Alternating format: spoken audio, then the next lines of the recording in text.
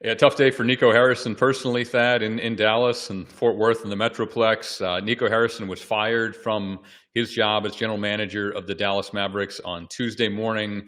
This is about 9 months after the much maligned Luka Doncic to the LA Lakers trade, Thad. And I think one of the things we're going to try to do on this show, and we'll continue to try to do, is give a holistic perspective, because Nico Harrison, prior to that trade, I thought made some really good moves at the 2024 trade deadline, which is hard to believe that was less than 2 years ago. It seems like a lifetime ago, especially if you're a Mavericks fan.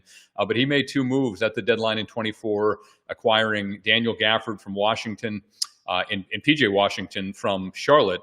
Those two guys were integral parts of the 2024 Western Conference Championship team in Dallas, team that lost to the Boston Celtics in the 2024 NBA Finals. But unfortunately, you guys know how this works in pro sports. The three of us in particular are familiar with this. Nico will be remembered for the big move that he made, the shocking move just before the trade deadline this past February. That was sending young superstar Luka Doncic, just approaching his prime, to the LA Lakers, something that the Mavs did inexplicably without canvassing the entire league for trade offers. And I think that's one of the things that the three of us focus on, and are probably more focused on than most fans and media members, given the jobs we've done. So you guys know sometimes the decision, it works out or it doesn't. But I think the three of us are process driven. And as I look back at the Mavs process, and this is not hindsight, I said this at the time, I said, I can't believe they traded a player of Luka Doncic's caliber without canvassing the entire league. If you're gonna do that, you canvass the entire league. You try to get teams in a bidding war. You play them off against each other, and get a package that sets your franchise up well going forward. The Mavs front office, led by Nico Harrison, did not do that. They focused in on one team, the LA Lakers, and specifically one player in Anthony Davis, who, I'm not trying to pick on AD, but there's a reason Charles Barkley calls him Street Clothes for his nickname. Anthony Davis only played in 32% of the games since he joined the Dallas Mavericks. And the irony of it, guys, is Nico Harrison, I don't think he says this publicly. I don't think he can say this publicly, but privately, what he's told people is part of the reason he moved Luka Doncic was he did not want to give him a giant 5-year max contract that would have been the biggest in NBA history, because he was worried about his health. But I think if you look at it objectively, somebody in the front office or ownership says, wait a minute, okay, if you're worried about his health, I understand that. We know more about Luka's medical than anybody. And we'll see if those concerns were justified or not in time. But the guy we're trading him for, Anthony Davis, look at his record. Of course he's not healthy. We know his track record. He's 5 years older than Luka. He's frequently out of the lineup. And guys, the shocking number looking at it today is that since that deal was made in February, now spanning parts of 2 NBA seasons, that Anthony Davis has only played in 32% of his games as a Dallas Maverick. So on one hand, you have Luka Doncic thriving and is MVP candidate, if not MVP favorite, with the LA Lakers. And then on the other side, you have Anthony Davis out of the lineup again. The Mavs 3-8 underachieving. And so Patrick Dumont, a relatively new owner in Dallas, decided to make the change by firing its GM, Nico Harrison. You know, and Ryan, we've talked about this before. Our goal as general managers is to always try to sell high and buy low. I think when you see deals like this, you have to believe there was a misguided notion that there was almost an addition by subtraction. They were taking the under. They thought that Luka would never get into shape. And lo and behold, he comes in this season and he looks like he's lost a lot of weight. He's playing exceptionally well. He's picking up for where LeBron is not playing right now, and he's filling a void. And so I think, unfortunately, when you don't canvass the league, when you make kind of rash decisions, part of that is embedded in the fact that you believe that this asset probably isn't as good as the rest of the league thinks it is. But that's really not our job. Our job is to maximize these situations, never try to sell low. And I think once you start describing a notion of that you're adding something by subtracting a player, and the league's not quite aware of that yet, that's when you really can be compromised in some of these trades. Hey, so does this fall into the category of, because we've been in front offices, we've had superstars before, and even though they're superstars, there's no perfect players. So you have a loss, you have a bad stretch, you vent about your best player, whatever his negatives may be, you vent about it. But then eventually you either come around or you have staff around you that, hey, let's some perspective here, and you kind of work your way out of it. But this seemed like a knee-jerk reaction to the trade. Was that part of this at all? Like there was nobody else there to kind of sit down and say, hey, look, big picture perspective of what we have, what the pros are versus the cons. I think it was, Tom, and I think it was a snowball effect from a very high starting point. I mean, you think of where the Dallas Mavericks were just in June of last year of 2024. They won the Western Conference, and they ran the gauntlet. They played a very difficult schedule to get out of the Western Conference and get to the NBA Finals. They lost in the finals to a loaded Celtics team, and that's where things started to turn. Luka Doncic, fairly or not, became the scapegoat because of his defensive struggles. There were questions about his conditioning, and frankly, whether he was in shape or not, Boston was just a better team.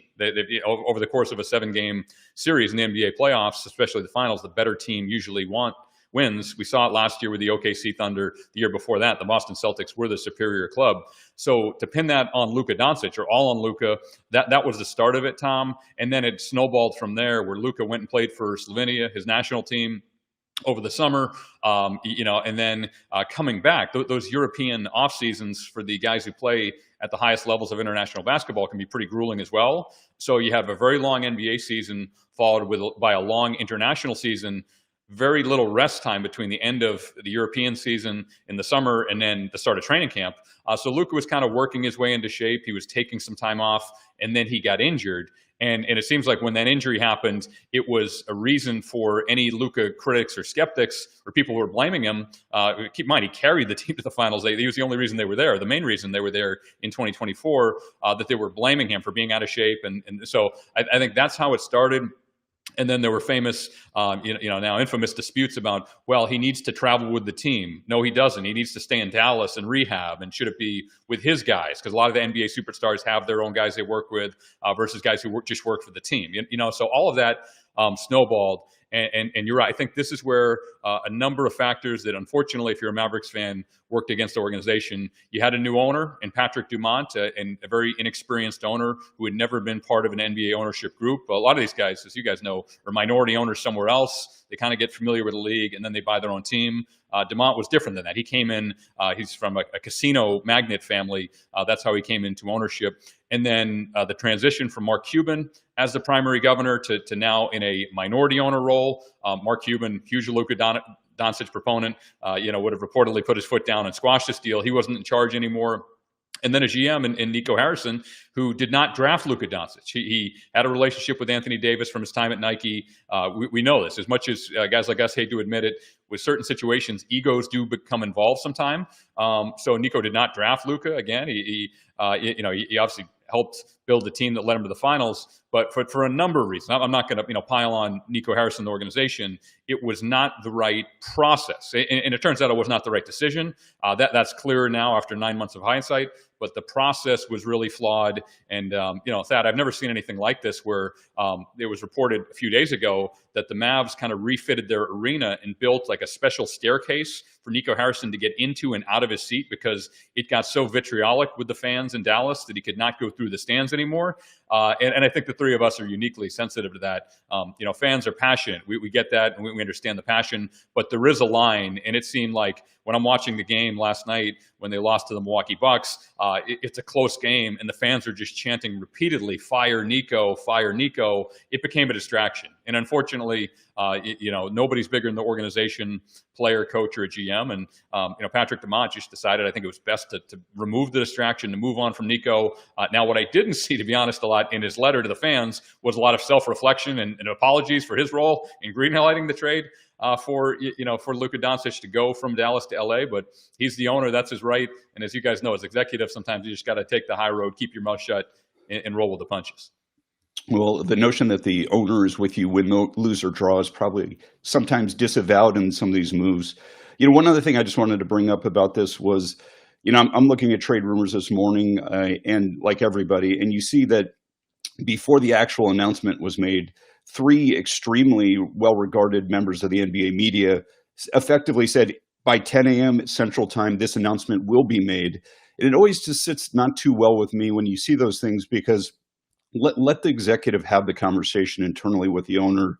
Let them take care of that and button it up. This notion that the media has to break these stories before the actual employee sometimes gets notified, to me is really one of the most distasteful things about sports. Like, there has to be a line of, like, there is some humanity in this. And Ryan, you just referenced it, whether it's how fans treat these executives we deserve criticism, but we also deserve like safety and safeguarding.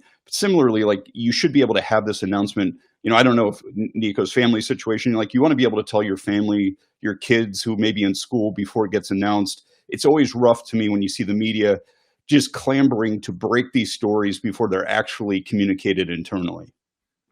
Yeah, Thad, I have a significant problem with how it was handled, and then I want to go to Tom to get his takes on Brian Daboll and how the Giants handled that situation. But in this one, it started even before the announcement on Tuesday morning that Nico was going to be fired. Over the weekend and earlier this week, the reports that it's not a matter of if Nico Harrison gets fired, it's when he gets fired.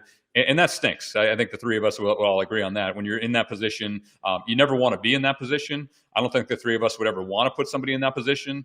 Coaches and general managers get hired and fired all the time in pro sports. We know what we sign up for. But you're right, Thad. The family impact and just letting somebody twist in the wind. The emotional impact to the individual.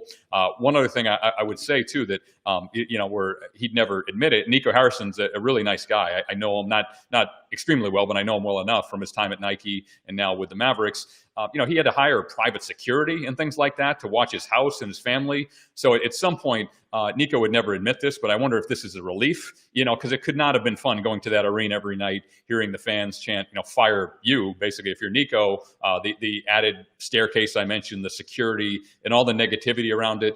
So I know not many, if any, Dallas fans remember this, but I do hope they remember, you did help put together that team that went to the NBA Finals about a year and a half ago. But keep that in mind. With some dignity and class as he exits the organization.